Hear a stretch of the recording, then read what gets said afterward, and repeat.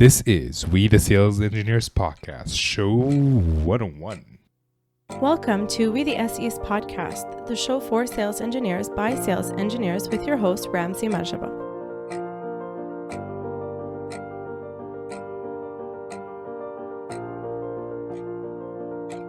What's going on, SE Nation? Welcome back to another episode. You might notice that I am missing a co-host. He decided that his job is more important than recording this, so he had a late demo that he had to go to, or he had to attend, or I think he was flying at the time, so he didn't show up. So here we are, just you and me again.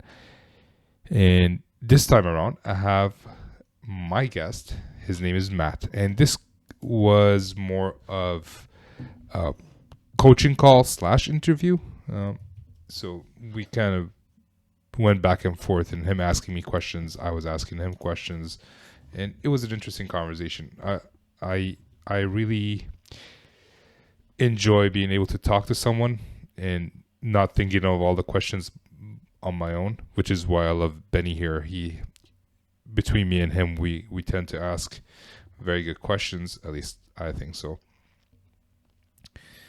So right now, Benny's not here, but it was more of a conversation, which was great because, we get to talk about different things and solve each other's problems. Like I asked some questions that I am truly interested in, for example, in cold calling. Although SEs don't do a lot of cold calling, it is an interesting topic for me. And he was able to ask me stuff about certifications, so you might want to check that out. And in case you're wondering, Matt's full name is Matthew Costanis, and I've been trying to avoid saying his last name because I had the feeling I was going to butcher it. But that went well. So I hope you guys enjoy the show. If you do, make sure you subscribe to the podcast. If you're finding this useful, as always, leave a rating and review on iTunes or Apple Play or wherever it is that you guys listen to it. So without further ado, let's get into the show. Good afternoon, Matt or Matthew?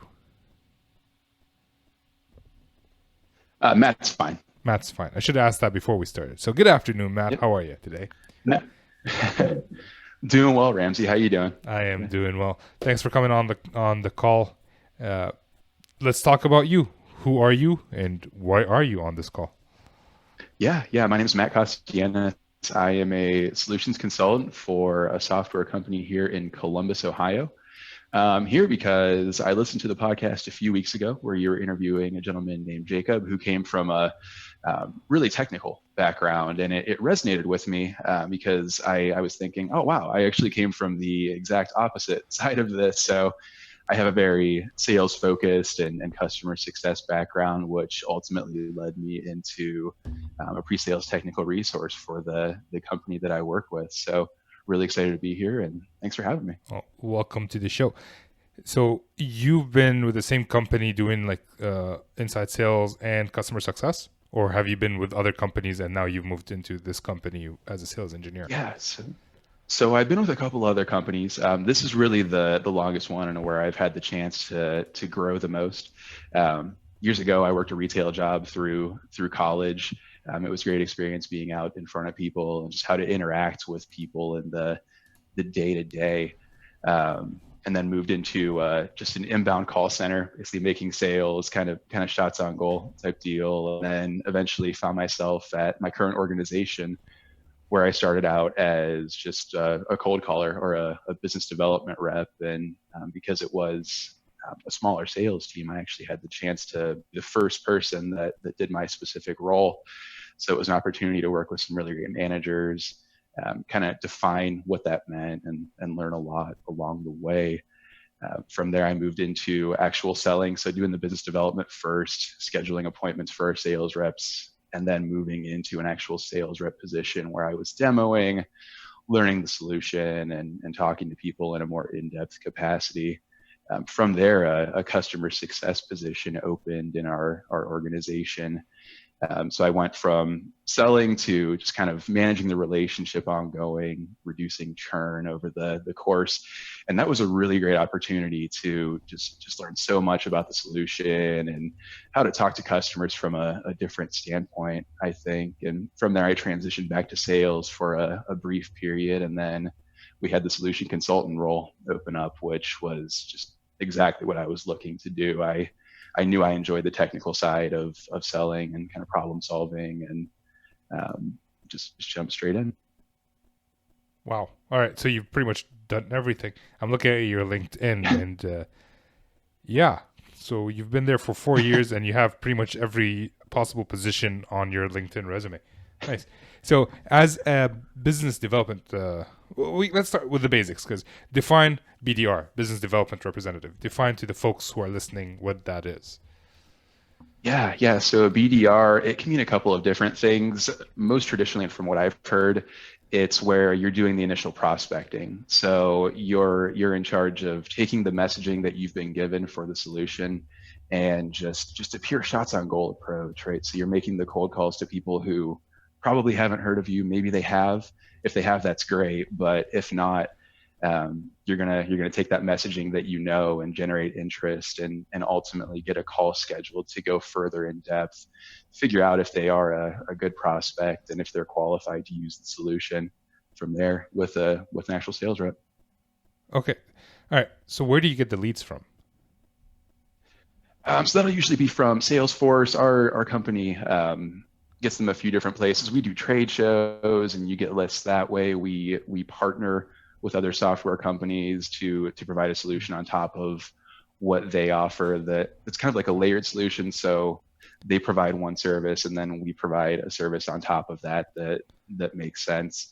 Okay. So with those partnerships, we get prospects that way, and just marketing and Yeah. So marketing kind leads of and also ways. marketing leads and partner leads, referrals. Yep. Yeah. Okay. And you mentioned, so you give them a call. How was your feeling? Like it's kind of a warm lead, but not really, because trade shows, a lot of people just put in their number just to get a pen or a T-shirt or something. So Right. it's actually a cold call. How It is. did you enjoy cold calling people? I think it's one of those things where some days you're at the top of the world, right? And that's just kind of sales in general. So you're on top of the world some days, like, yes, I'm amazing at this. I'm the best cold caller there ever was. And then other days where it's like, oh man, this is rough. Ultimately though, I think it's a really important role for anyone that wants to be in sales or a lot of customer facing roles. It's important as well. I think it just teaches you a different way to talk to people and just a different way to persuade, right? Because the reality of it is you have about 20 seconds to give someone a reason to not hang up on you, I think is what I always tell some of our new guys here. Yeah, it's interesting because as sales engineers, we are taught to ask questions, or at least we should be taught to ask questions more than anything else. But when you're doing cold calls, it's more about like doing a quick pitch. You have 30 seconds before you lose the interest or someone hangs up on you or someone. I've had people laugh in my face while I was doing the cold call for some reason. I wasn't that funny. So yeah, it's an interesting dynamic. So, all right, you gave them a call. How do you qualify them to make sure that you're not going to waste the account manager's time or the customer's time if they're not a good fit? Yeah, I think the big thing was just being incredibly upfront. Occasionally you get the people who are really good at dealing with cold calls, right? They're probably getting 10, 20 of them a day. It's just off the bat, hey, is this a sales call? And what I eventually started doing was absolutely, this is a sales call. People see value in what we're doing. Thought maybe you would too. And it was surprising the amount of people that were actually like, yeah, that actually makes complete sense. So just being upfront, what we're here to do, what we're here to solve, make sure they're using the software company that we're partnered with if that's what we're reaching out for, and of course just making sure there's a need and of course a budget as well, right? So Right. it could all sound great, but if you're looking for something free, then Yeah. for lack of a better term, we're not charity Yeah. either. Yeah. Have you had that where someone they tell you this is a sales call? Is this a sales call? And you say yes, this is absolutely a sales call. And they say, "Oh, okay, pitch me." That has that Yep, happened? Yeah. How do absolutely. you handle that? Yep. It happened to me once, and I didn't know what to do with this. Like, well, I want to know what you guys do because again, SEs ask questions before we pitch. So how did you handle that? Did you just go into your pitch? Yeah, absolutely. I think when you're new to it, it almost takes you off guard. It's the same as when you're trying to call a higher up manager in an organization like C-suite, for example, and you're not expecting them to answer, and they actually do. Yeah. You're it's hoping they don't it's answer. one They of actually do. those. Right. Right. So how many, like, you have one software, one solution that you sell, or is there multiple stuff that you Yeah. sell? Okay. So we have a single solution, and there's All multiple right. components inside of that. Yeah. Okay. Yeah, that I guess that's a big difference is I sell multiple solutions, and when he Yeah. said pitch me, I'm like, oh, which one? Although technically speaking, I should have done the Right. research to figure that out before I called them. Before I called them, so it's not on them; it's on me. It's not the customer's problem. All right. So you moved from sales development, you went to account management. Now, most people try to go from sales engineering into account management. You did the opposite route. Yep. Why? Yes. Mhm. I love the challenge. When I worked as a customer success manager, it meant wearing a lot of different hats with being with the company that is getting into newer markets. It's kind of like, hey, let's figure this out as we go, and it's a really great method for it to, you know, um, to a large extent. And in that customer success role, I had the opportunity to talk to a lot of our customers and figure out how they're actually using the software, and also help them kind of manipulate the existing software to accomplish workflows that maybe we didn't necessarily know needed to be helped.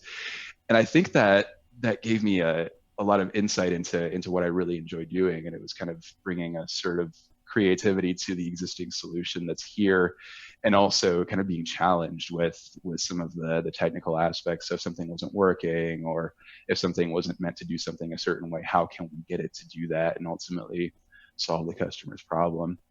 Okay, so as a customer success manager, you were technical based on what you just said. Like you actually had to solve problems other than bring in Yep. support. Yeah, yeah, absolutely. So we would Okay, work in conjunction. Our support team was incredibly supportive, that's good. as as in the name. Yeah, that's good. And now you Mhm. decided to go into sales engineering. So what are some of the challenges that you've seen as a sales engineer coming from a non-technical background? Yeah, so it's interesting. Certain times, I think I'll end up on a call, and a question comes up that I don't necessarily know how to answer. I think one thing that still kind of stresses me out, and I don't know why, is when one of our regional sales managers will come to me and say, "Hey, I need you to jump on this call with this organization's CIO. They have a lot of questions about architecture." I don't know. It's something about the word architecture, Yeah, for example, that just, oh man, that's a little nerve wracking. I haven't ran into a call where I've been super stumped yet, and the benefit of being here for so long is I know exactly who to go to right. if I don't know how to answer a question. Just certain things, and I think the other thing that I've been thinking about a lot lately is what I can do to continue growing in a technical sense, Right. I guess. So whether that be like certifications or just certain books, reading certain articles, all of those kinds of things. We're a cloud-based organization, and running on a SaaS model. So one of the things I've been looking at, for example, is like an Amazon Web Services Right. certification. I thought I'd try to get your insight on that, see if that was something that you thought might make sense, or what certifications you know of or you may have. Well, when you talk about the cloud in itself, yeah, you have Amazon, you have Azure, and you have Google Cloud. There's also a bunch of smaller companies.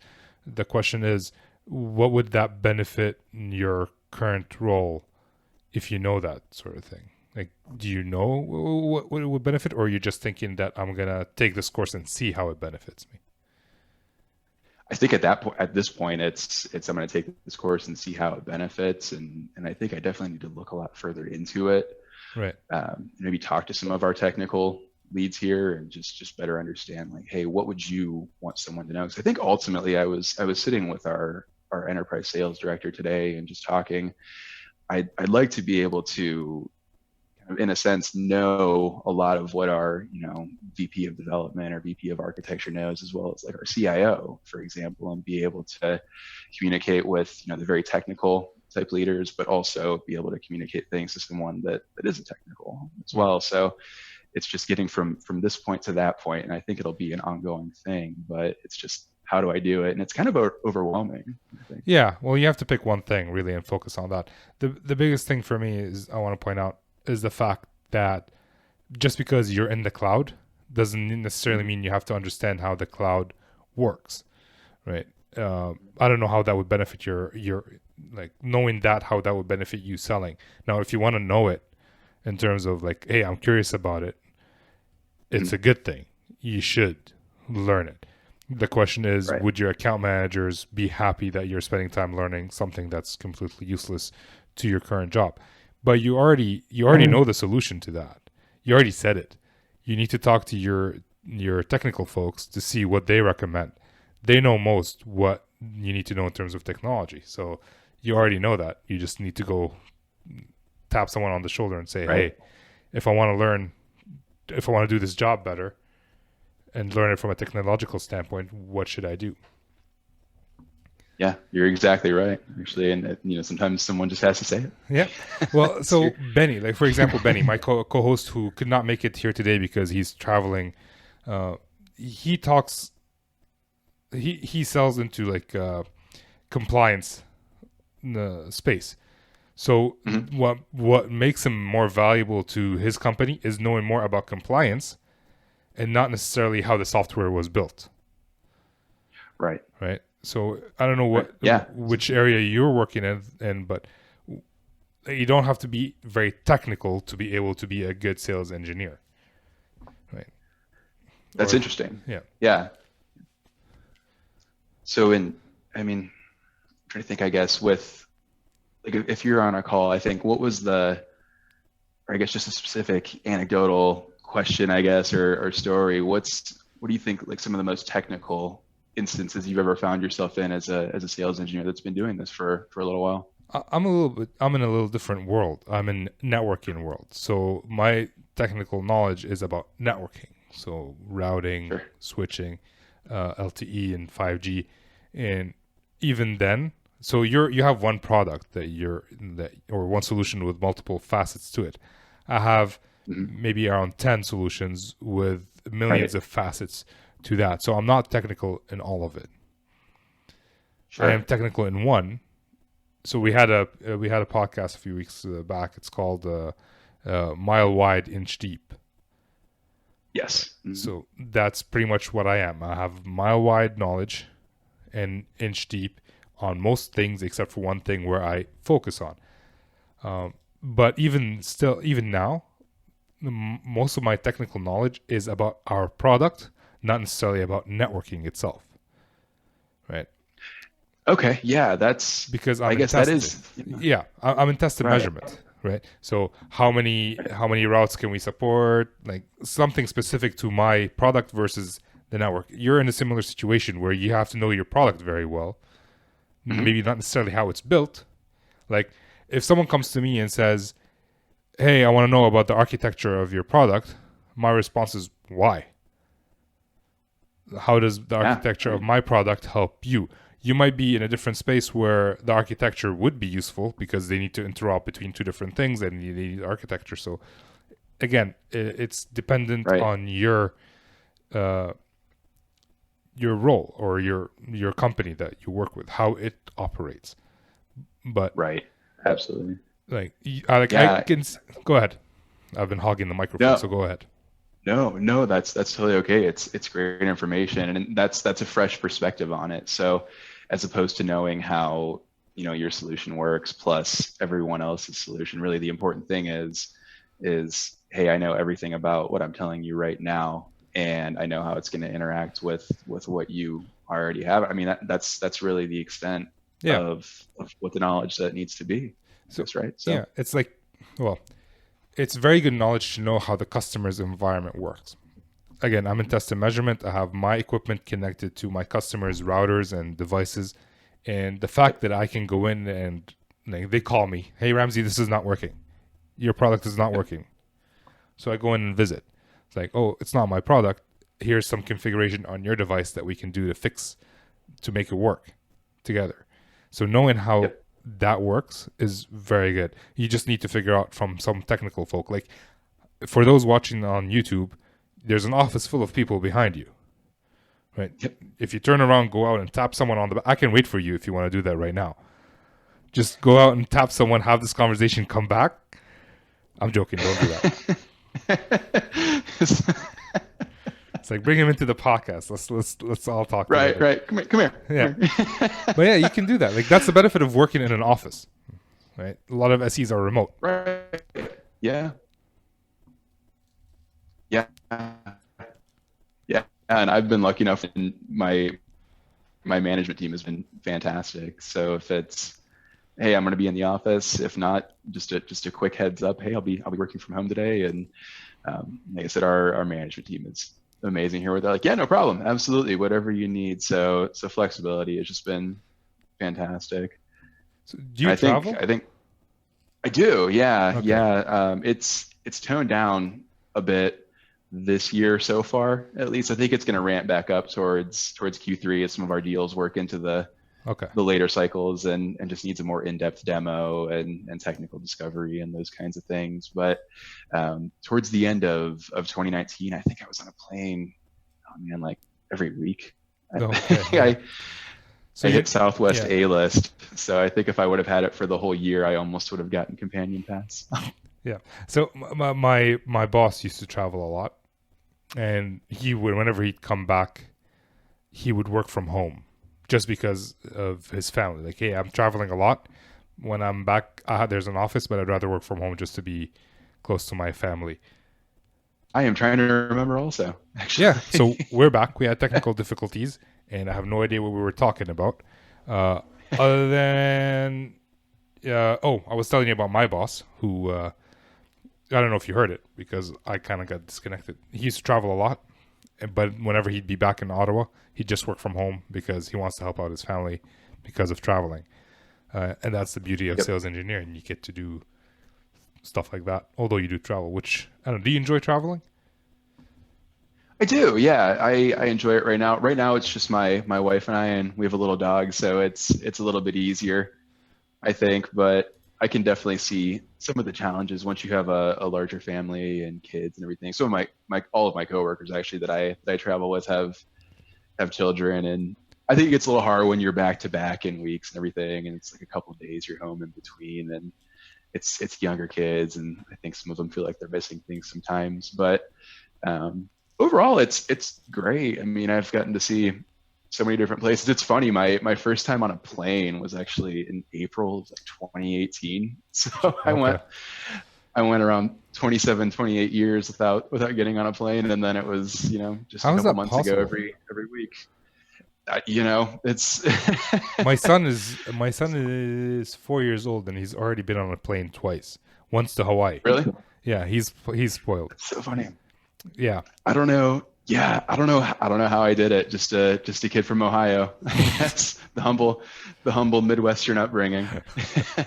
But like, I have to say, like, I hope you don't take this the wrong way, but like looking on your LinkedIn and the fact that you're married, it makes you sound like you're maybe 35, but you look like you're 15. So. I actually 18. just turned 29. 29? Dude, what's your secret? All right, that's a topic for a different... We're going to start a different podcast about skincare and all that, so we'll talk about that later. All right. That's that Mediterranean blood, man. Mediterranean. You're a Greek. Yeah. Okay, Greek, yep. Now I put two and two together. I'm Mediterranean. I'm Lebanese. I look like I'm 50. All right. You look great. Thank you, man. I appreciate it. So... All right. Why did you? We already covered why you went and what the challenges that you've been seeing as a sales engineer. What are some of the things that you learned or you've used from being a BDR account manager and now you're importing it into sales engineering? Yeah, I think one of the biggest lessons, and this is something that I say almost every day. So if my team goes and listens to this, this is just redundant for them. But as a brand new account executive that was doing demos and everything, especially with software, it's so easy to do a training Yeah. on your product instead of a sales presentation, Yes. right? Yep. And I think that was a slump that I went through when I was brand new. And now, in a sense, I was telling one of our reps, if I can go through a demo and just make it as quick as possible, because one of our big selling points here is efficiency. We're going to take you from old processes and bring you into 2020. Right. And if I can make it as quick as possible while still driving home the point, I think we're doing our job here. We don't need to worry about them knowing exactly how to use the solution. We don't need to worry about them telling you exactly where something goes or where to find a certain button. We just need to show them the value and how it works. Let's show you how much time you can save. And then our awesome implementation team and personnel are going to take care of making sure they retain that knowledge and how to use it. So how did you learn that? Did you learn that by like seeing customers' faces glaze over when you're doing, or did you read? How did you learn about that? Yeah, I think to a certain point, it's you can hear it in the conversation. When I was my first run as a sales rep, it was exclusively through Zoom, just like this. Occasionally there would be video, but overall you start to hear it in their voice, and I think the more experience you get, you kind of feel like, wow, I'm saying the same thing on every call. I'm showing the same thing over and over, and so I think something just clicks where it's like this person can't have the same exact problems, Yeah. where I'm showing them this the same way I showed the last person. And even people, just the way you talk to people, I think it's big. You have different personality types, right? So you have to learn how to adjust for that. And to your earlier point, when you're cold calling and the CIO picks up and they say, hey, go right now, I'm giving you 2 minutes, run with it. In a sense, I was telling some of our newer BDRs that can be the easiest kind of person to sell to, because they know exactly what they want and they know exactly how they want it. So if you can pick up on that in the first couple minutes of a phone call, because you're almost playing a part, right? Yeah. So you have to be an actor in a certain sense. So if you're going through and they're just very, very short, very quick, let's move this on. What I always tell them is just, hey, stop right there. It sounds like you know exactly what you want. You tell me, we'll show it to you. And then if I can show you exactly what you're hoping to see, would there be any reason that you wouldn't want to move forward sooner rather than later? And Nice. they give you the tangibles and you can run with it. Yeah. I'm thinking back to my best demo. My best demo happened by accident. Really? Yeah. Because like I think I've told the story before, but I'll say it again in case someone is new. I was walking into one of my customer sites, and I see my account manager and his director coming out. They look at me and they say, "You have a virtual demo next week," as in like demo of our virtual product, not a virtual demo. I'm like, all right, what do they want to see? It's like, oh well, our virtual product. What do they want to see in it? Well, they just want to see it. All right, is it in flavor ESXi, which is like one way of virtualizing things, or KVM? They're like, oh, ESXi. I'm like, all right, fine. They gave me at least one answer. And then he told me they want to focus on how you actually bring it up from scratch. I'm like, all right, that's weird, but okay. And then we show up to the demo. I had prepared everything through ESXi and all that. I show up to the demo and I ask, hey, I understand that you guys are doing this through ESXi and you want to see how it's built. They're like, no, we want to see it through KVM. I'm like, Oh no. well, the infrastructure is the same. It doesn't matter what it's built on. It's just matter how you use it. That's what I came up with on the spot. And as you can see, it's working. They're like, oh. There you go. And it's like, I can show you. It's like, no, we're good. That's all we wanted to see. I'm like, holy Mary. I just like, I saved an hour of my life by doing this just because I got the wrong information. And then, and that's how I learned you always start at the end and then I Right. read a few books that show me that. So that's pretty cool that you kind of picked up on it without having to go through the, you know how red I turned? Like I am tan. I was visibly red at that point when they Oh told no. me, it's like, no, it's KVM. Like, what? Well, not because I was embarrassed. Oh no. I was just mad at my sales guy. Like, Right. yeah. Yeah. It's just in the moment. This is not at all what I prepped for. You probably have a few people staring at you, ready to see some magic on that screen. Yeah. Like it was just, For a certain way. Yep. yeah.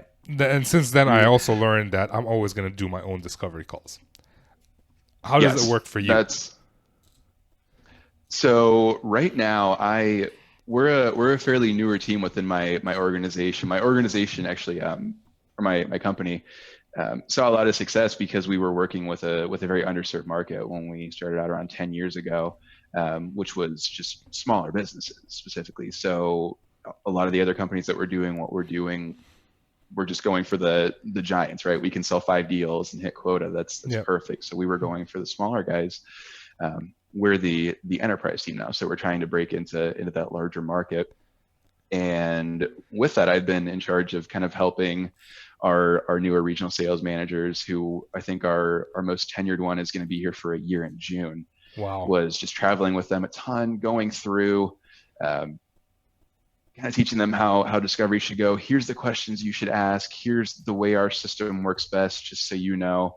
If you see this, these are your kinds of red flags. So there's a really fair amount of trust, I think, just because I had a direct kind of influence over what they need to keep an eye out for and ask and those sorts of things.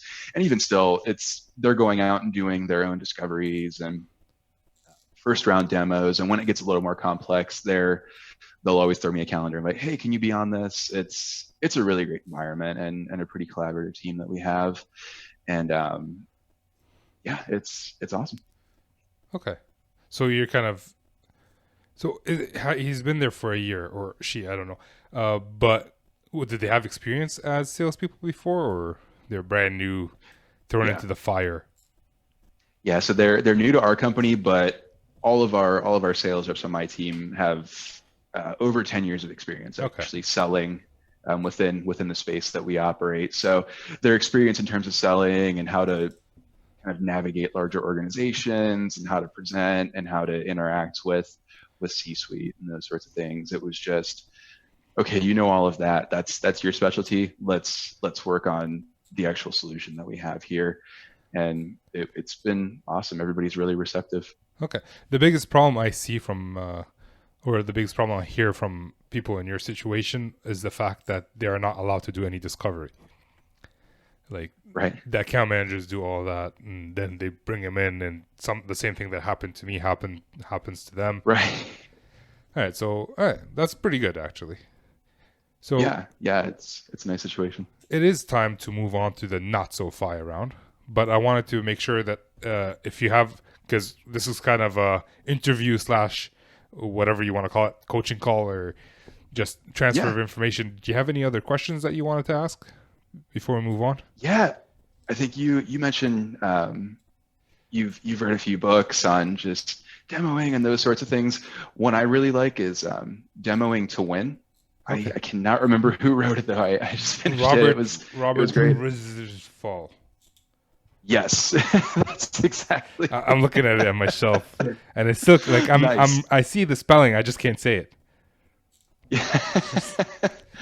I'll have to look. Riesdolf or something. Riefstahl.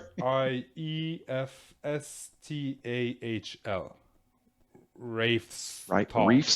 Reefstall. I think if he ever hears it, he's never going to be on the podcast. If he ever hears this show. So how about we stop butchering the gentleman's name and move on. Yeah, so you read that book. Yep. Yeah, you enjoyed it? Absolutely. It was good. Yeah. I think it's exactly. It kind of reinforced a lot of what I know. Just demo for the audience. You don't need to show every feature. You're showing a solution, right? Okay, good. All right, so it is time to move on to the not so fire round. And one of the questions would have been which book you would recommend. You already said this one, so now it's time for you to start thinking of a new one. But what is the one thing you love about being a sales engineer or a solution architect in your situation, or a solution Yeah, consultant? Sorry. yeah, solution consultant. It's a lot of different things. I think I've been through 2020. I've been working a lot with our BDRs and just how they're messaging. So our regional sales managers are a little more self-reliant this year, where they're going out doing that first round qualification, like we were talking about. So I've been helping with the prospecting side of things. I've been there and done that, and I've been jumping back in to demos now. They're moving along in the sales process where it's time for me to come in, and I just remembered how much I absolutely love doing this and how much I want to continue growing. And I think it's a few different things. It's obviously the feeling of helping these organizations that we're working with. They're coming to us with honest problems and just being able to show a solution. And it's something we see every day, but for our prospects that we're talking to and our customers, it's brand new for them. So being able to hear some of the frustrations that they're dealing with in the day to day, and then showing how we can help them alleviate that, and just getting the reaction of, wait, is that all we have to do? What comes next? It's like, no, that's it. That's what your processes could be. So I think it's helping people, and it's also kind of being looked to as an expert on things, and of course facing challenges and figuring out creative ways to get past them. So if it's something that we think we need to get our product team involved with and change code and have it go through development, if I can figure out a way to make what we already have work where we didn't think it could, that's like the best feeling in the world for me, and probably for you too, to a certain degree, when you can do that. Oh yeah, like solving a problem that is thought of as unsolvable is usually a great feeling. I can attest to that. That's pretty cool. People like sales engineer for all sorts of different things, but a very common one is actually being able to solve a problem. All right. So question number 2 is, what is one thing you would change about your job? One thing I would change about my job. Wow, that is a great question, and I am drawing a blank here. Do you want to come back to it? I think one thing I would change, possibly. Yeah. Can we? All right, sure. Let's jump back to that one. I feel like this is how I do exams anyways. When I was in university, I don't know this one, I'll skip it, and then I'll figure it out as I'm solving something else. All right. Come back to it fresh. So you just mentioned Demonstrating to Win by Robert. Mm-hmm. Is there any other resource or book that you would recommend for sales engineers? Yeah, I think for sales engineers that are looking to get more of a sales background, anything from Sandler Training is really good. It's a selling organization. One of our sales directors that worked here, he was actually one of my most formative mentors, I would say. Here kind of took me from not really knowing how to sell or anything to where I am now. Anything Sandler is really great. It's a very upfront approach to selling, simple things, just like disarmingly honest, like being disarmingly honest. For example, like, hey, I don't know if this is going to solve your problem, but let's take a look at what we can do. Yeah. That's one thing. So is that like the Challenger Sale and the Challenger Customer or something like that? Is that from the Sandler Institute? Yes, exactly. Okay. Yeah. Awesome. All right. So we got 3 books that are going to be on the show notes, which is show 101. So you're the show right after the big 100. I know. I was thinking. I was looking the other day. I was like, oh man, that's a lot of pressure. But then I realized it was 101, so we're good. Yeah. No. I was kind of congratulations. Advised. Thank you. That's huge. Yeah. I still haven't recorded that one yet. I'm recording your show before that one. Okay, so, nice. Yeah. I like it. Yeah. No pressure. Your show 100. I just didn't want to tell you. All right. In your opinion, you're welcome. In your opinion, what would separate great sales engineers from the not so great or mediocre sales engineers? Yeah, I think a great sales engineer would be someone that can adapt, right? So if you come in with a planned demo and you think it's going to go a very specific way, and you're you're ready to talk about your solution a certain way. And maybe there's just a complete different member of staff in the demo that you weren't expecting to be there, and they just are throwing a wrench every step of the way, or just throw a huge wrench like, hey, we actually need to see this. I think they gave you wrong information. If you can adapt to that and talk, kind of like you mentioned earlier, with your best demo Yeah, ever, where it was, my oopsie demo. hey, yeah, I hear you, but this is the same.